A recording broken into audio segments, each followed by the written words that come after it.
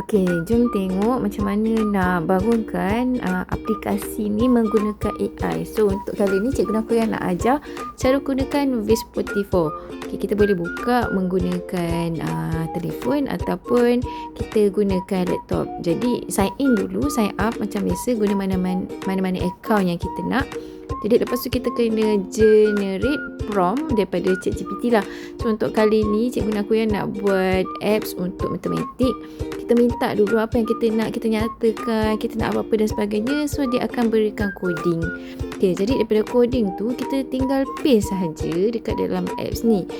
Daripada coding tu sekiranya dia telah generate, nanti kita boleh lihat adakah bersesuaian dengan kehendak kita atau tak. Kalau sekiranya kita rasa perlu ubah daripada base 44 ni, kita boleh promptkan semula ataupun minta semula.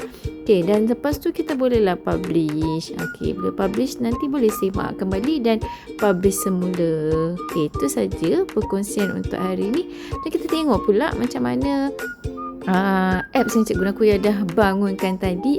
Inilah salah satu apps yang Cikgu Nakoya buat dalam masa 2 hari je. Sebenarnya 1 hari pun boleh, tapi yang kali ni kita lebih fokuskan dan banyak pula dalam satu apps tu. Cikgu Nakoya generate banyak aktiviti. Macam contoh ni, Cikgu Nakoya bermula daripada arah 1, mengenal nombor. Lepas tu boleh buat aktiviti tambah dan tolak dan sebagainya lah, ikut kesesuaian kita.